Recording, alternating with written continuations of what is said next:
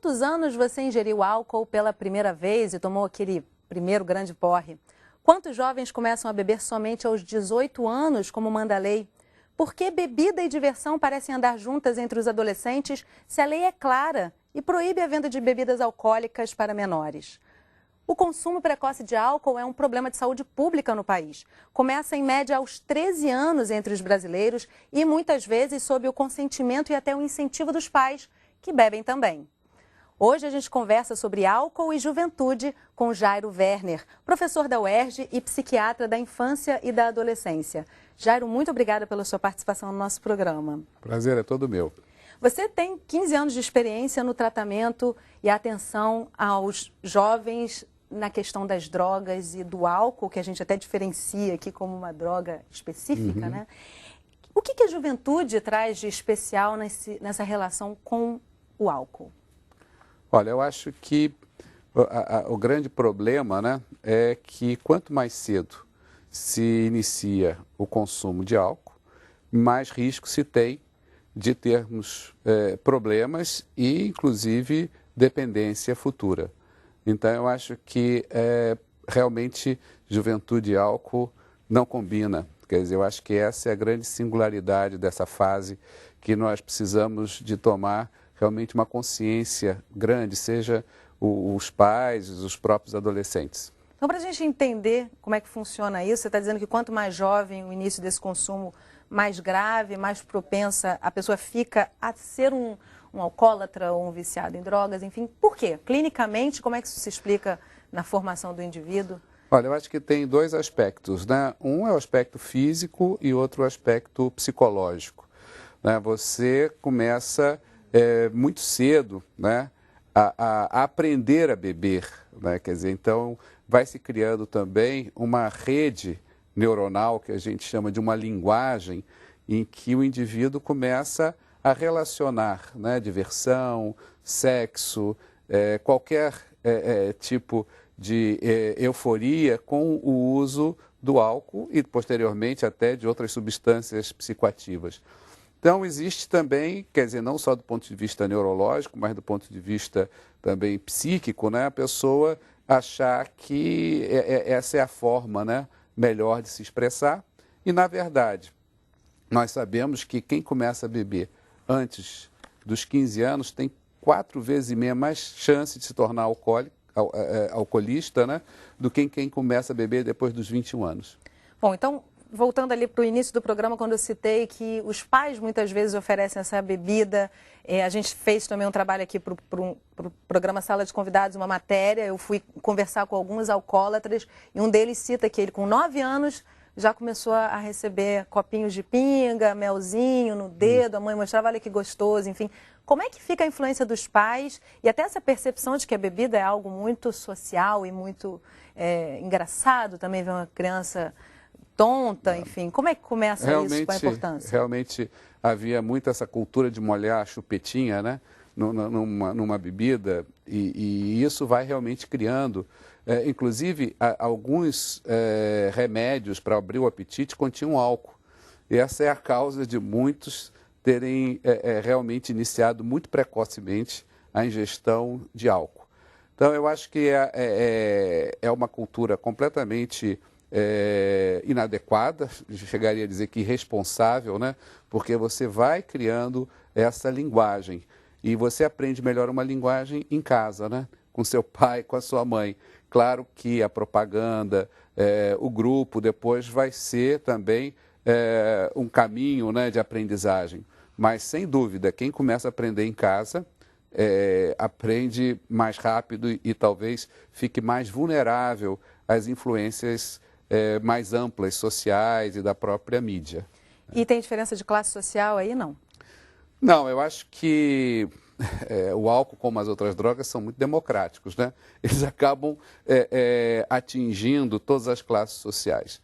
O que é novo, talvez, ou que é mais recente, é o gênero, né, feminino começa também mais precocemente a usar o álcool com mais liberdade e nós temos visto, né, que hoje quase também não há mais diferença de gênero em termos do início do uso do álcool. E qual é a explicação para isso? Eu acho que é realmente a inserção maior da mulher, né, naquelas atividades, naqueles hábitos que eram mais próprios da cultura masculina, né? Eu acho que não existe mais tanta separação e eu acho que inclui isso também o uso da bebida alcoólica. Bom, a gente vive num país em que a cultura nacional está totalmente misturada com álcool, embebecida no álcool, vamos dizer assim, né? Como é que se corta, então, esse ciclo vicioso, literalmente falando, né, de que a bebida vem de geração para geração e começa cedo dentro de casa, ou então numa festinha de criança, de pré-adolescente, você já tem ali o energizante junto com a bebida, enfim. Como é que se quebra esse vício, esse ciclo, né? Isso cabe ao Estado fazendo campanhas ou a família precisa se educar? Olha, obviamente que é um conjunto de ações, né? Nenhuma ação isolada vai mudar uma cultura. A gente já viu isso com o aleitamento materno, né?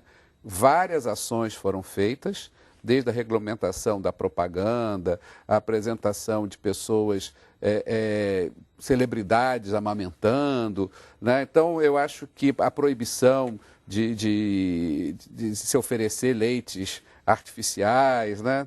Enfim, eu acho que é um conjunto de ações. E aqui o que a gente vê é exatamente o contrário. São celebridades usando álcool, né? Quer dizer, é esse aspecto da família. Às vezes até a mesma celebridade que vendeu a ideia do leite materno está na propaganda de cerveja. Pode acontecer, imagina, né? E eu acho que esse é um ponto importantíssimo, né? Principalmente para os mais jovens, que são mais vulneráveis a esses estereótipos, né? De sucesso, de masculinidade ou de sexualidade, né? Muita propaganda liga, né?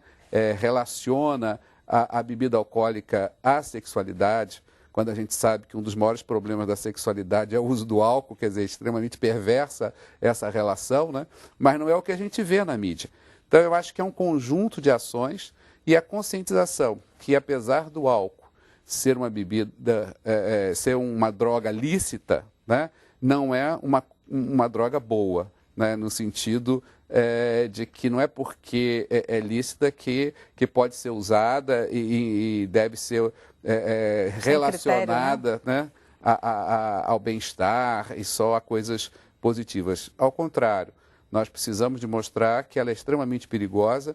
Por ser lícita, ela é usada por mais de 60%, ao contrário de todas as outras drogas, que é usada por 5%, imagina. Então, nós temos o álcool ainda muito banalizado, né? O pessoal pensa que problema com álcool é só aquele alcoolista que já está no fim de linha, né? Cheio de problemas, que é o problema, que é a questão. Mas, na verdade, nós começamos essa trajetória justamente na adolescência, é ali que se formam os hábitos de vida, né? E esse é um dos piores, né? Como você começar a vida dando um tiro no pé, né? Você está falando do fato do álcool ser uma droga lícita, e a gente falou também um pouquinho do incentivo a esse consumo através das celebridades, enfim. Falando em legislação e publicidade, o álcool hoje ele está relacionado a lindas mulheres, né? Alegria, celebridades geralmente relacionadas ao carnaval, ao samba, momentos felizes. Onde é que a gente está falhando aí nessa legislação ou em que momento a gente não está cumprindo uma legislação que já existe? Na verdade, nós temos já uma série de legislações que não são cumpridas, inclusive a nível de vários estados, de não ter estabelecimentos que vendam álcool perto das escolas. Tem o próprio ECA, né, no artigo 81, que proíbe a venda de bebidas alcoólicas para menores de 18 anos. Isso já existe há muito tempo e é correto. O que não temos ainda é uma regulamentação adequada a nível da publicidade. Quer dizer, como já foi banida a propaganda, por exemplo, do tabaco, né? Nós não temos mais um uso, né, dessa linguagem do sucesso, ao sucesso, com isso, com aquilo, né? Mas continuamos com o álcool nessa dimensão muito de relacionar com coisas positivas. E é interessante que o consumo do álcool muitas vezes está relacionado ao consumo do tabaco também, né? Muitos adolescentes começam a fumar bebendo. Exatamente. O primeiro vem o álcool, depois o tabaco, depois as drogas ilícitas, né? Mas realmente o álcool e o tabaco são os mais precoces. Né? E isso está comprovadamente relacionado a chegar-se a outras drogas? Começa no álcool? Certamente. Quer dizer, quando você trabalha com pessoas que já são dependentes de álcool e outras drogas, quando você faz a retrospectiva, normalmente houve um início, né, com o uso do álcool. Isso realmente acontece, né?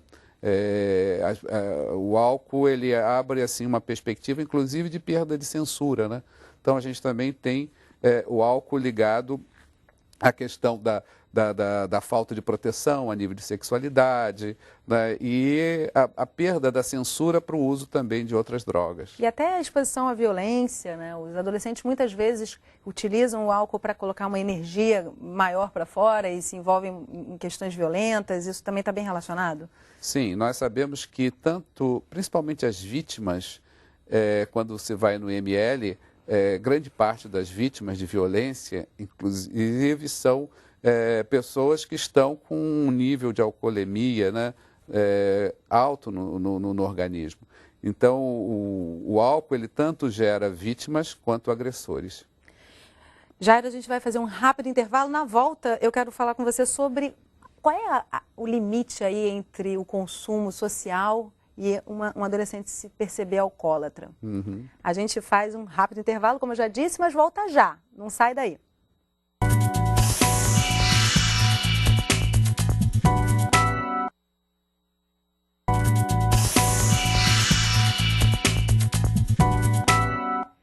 Estamos de volta conversando sobre álcool e juventude. No estúdio com a gente, Jairo Werner, professor da UERJ e psiquiatra da infância e da adolescência.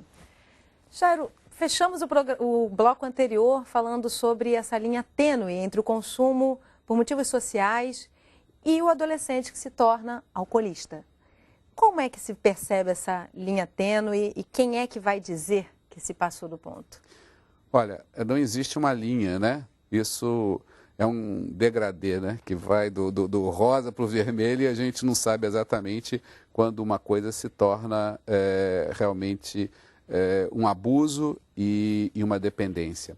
Na verdade, não existe uso seguro em nenhuma quantidade do álcool, né? Quer dizer, mesmo que a pessoa use controladamente, com o tempo isso pode, se houver algum outro fator, ela já está acostumada a beber e pode aumentar, né? Quando tem uma perda, quando tem um tipo de programação, né, de inserção na diversão. Então, nós não temos uma linha segura, né?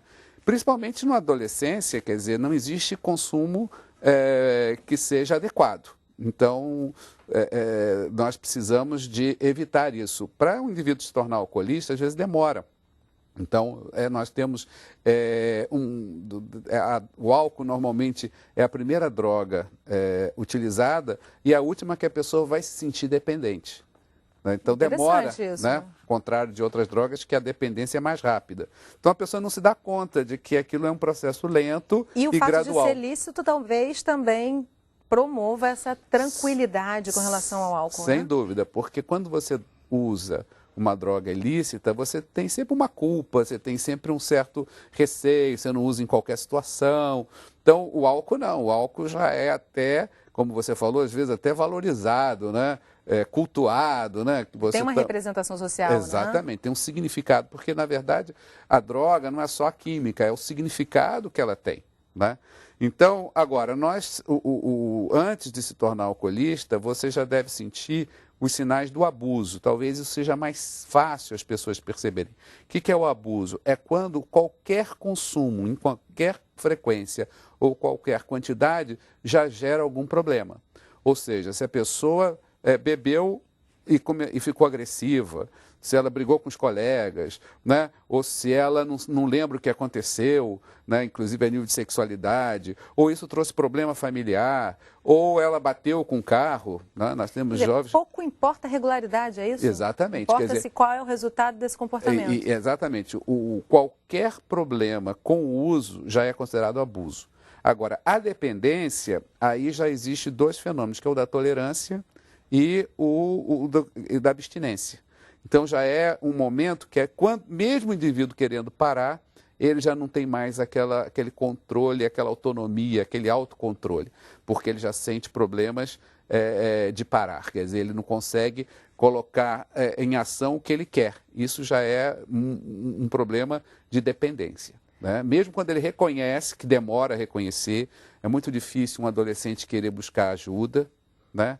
É muito difícil ele reconhecer, principalmente aquele que se acha forte, né, tolerante. Tem a ver com virilidade também. O álcool muitas vezes está relacionado à virilidade do menino, né? Claro. E o pior é que ele precisa beber para ficar descontraído, né, para chegar, né, na parceira. É interessante até se notar que na publicidade da cerveja, por exemplo, geralmente é um grupo de meninos, de rapazes e uma menina olhando linda, e eles bebendo para tomarem, para que haja coragem para se chegar até essa mulher. Tem um agora que é um cara com duas meninas, daqui a pouco a latinha lá solta assim um jato de espuma branca, quer dizer, realmente é muito sutil e agora é perverso, porque eu já tive vários casos de jovens achando que tem problemas sexuais, porque ele bebe, quando vai ter a relação, pode comprometer essa relação, né? Dependendo da quantidade e da sensibilidade. E ele começa a achar que o problema é dele, aí ele bebe mais ainda. Quer dizer, então aí cria um círculo vicioso muito perigoso, uma relação de álcool com sexo que não pode existir. Agora, trazendo aqui o psiquiatra, a consulta do psiquiatra, como é que você percebe o grande desafio quando se fala de álcool e juventude? Você disse que o jovem começa a se perceber dificilmente, mas quando ele se percebe alcoolista, ele já está com alguns problemas. Que problemas são esses de cara, assim? Olha, eu acho que, como eu falei, ele tem dificuldade de aceitar, né? Mas eu acho que, normalmente, quando há problemas de perdas, né? De acidentes, de problemas de relacionamento familiar, quer dizer, então eu acho que quando existe, né, essas situações, ele começa a perceber que o álcool está sendo um fator negativo na vida dele, né? Então eu acho que, mas mesmo assim existem alguns mecanismos, né, de minimizar, de negar o problema, né, de dizer que não, só estou tomando um pouquinho, né? Todo mundo bebe. Sempre subestima a quantidade, né? E mesmo às vezes, quando ele sabe, ele quer, ele não consegue dar seguimento a um tratamento.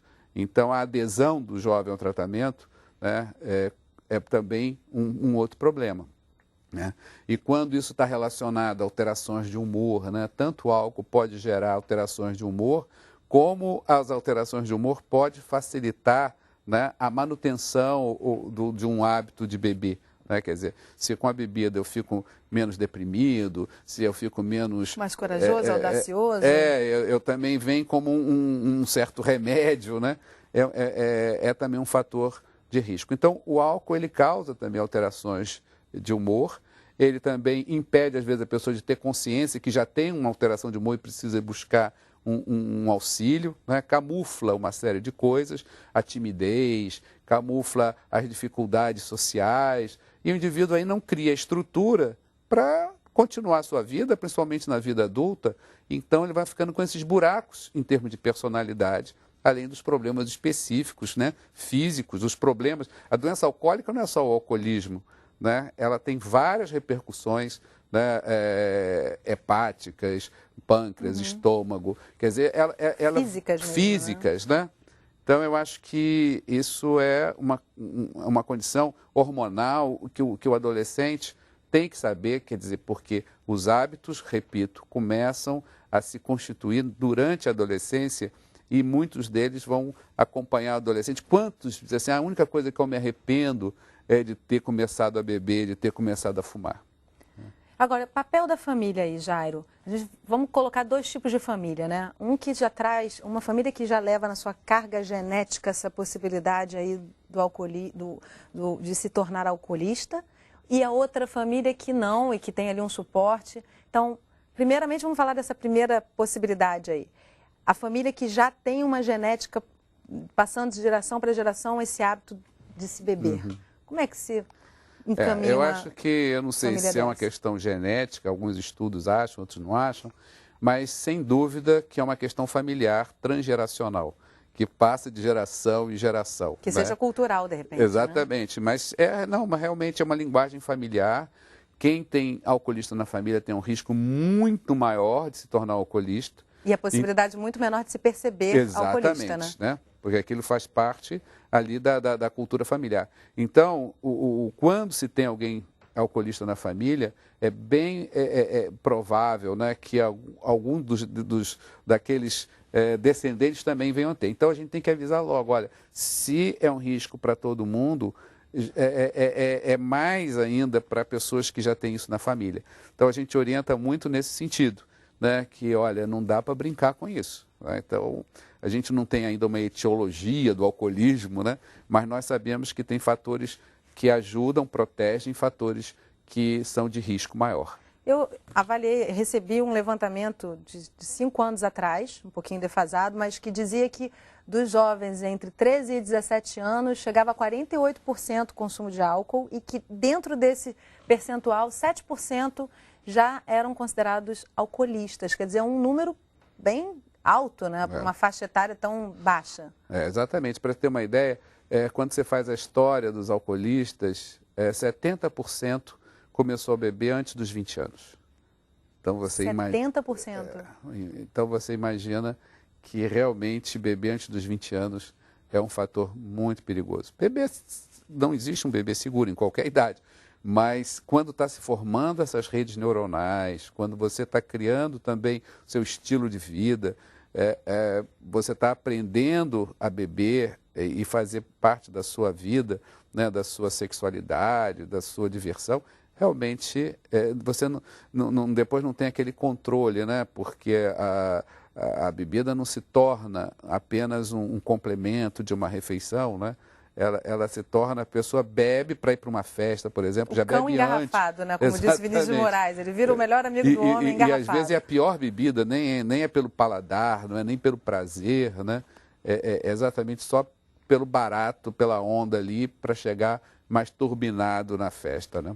Então, voltando para aquela família que de repente não tem esse histórico familiar de relação com álcool e até suas experiências no consultório, se você quiser trazer alguma história, como é que essa família deve lidar com esse jovem, levando-se em consideração que é uma fase que o adolescente realmente não tem a mínima paciência com familiares, dando ali lições de moral, enfim. Como se lida com essa fase, com a questão do álcool? Eu acho que, claro que os pais precisam ser apoiados, muitas vezes, por educadores, né, pela própria mídia, né, como você está fazendo aqui, para que eles se sintam fortalecidos para levar esse tipo de postura, né, diante dos filhos. Nós não precisamos ser amiguinhos dos filhos, né? Nós precisamos dialogar, ser amigos, mas tem alguns limites. Tem pais, por exemplo, que numa festa de 15 anos liberam o álcool. Né? Tem pais que acham os filhos machos porque tomaram o primeiro porre. Né? Quer dizer, então eu acho que essa cultura familiar não pode existir de forma alguma. Ao contrário, a gente tem que ter realmente limites muito precisos, temos que levar isso adiante, né? Quer dizer, não ficar com medo de alguma forma desagradar os filhos. Hoje os pais têm muito medo dos filhos, né? Antigamente os filhos tinham medo dos pais, valores, hoje né? os pais é que têm medo de desagradar o filho. Não, eu acho que certas coisas são essenciais, outras coisas a gente tem que ser mais flexível. Né? Então eu acho que é importante que eles se respaldem. Se o filho não estiver ouvindo, achando que é caretice ou tal, buscar ajuda, mediação, né? Quer dizer, muitos pais nos procuram exatamente para isso. Inclusive tem pais que falam assim, olha, você perguntou de histórias, né? Eu não tenho moral para falar, porque meu filho sabe que eu tenho problema com álcool, que eu bebo, etc. Né? Mas eu queria que alguém falasse para ele que isso não foi bom. Eu, por exemplo, nunca consegui sustentar a família, eu nunca consegui Virou um problema maior. Né? Dar a eles uma educação que eu gostaria, e hoje eu não tenho moral para falar para ele. Com base no exemplo. Exatamente. Né? Então, você vê, às vezes os pais vão precisar de outros mediadores para poder fazer essa interlocução com os filhos. É né? buscar ajuda. Jairo, muito obrigada pela sua participação no nosso programa. Prazer é todo meu, estamos aí às ordens. Obrigada a você que acompanhou o Sala de Convidados Entrevista. Se você quiser rever ou gravar o programa de hoje, é só entrar no nosso site, canalsaude.fiocruz.br.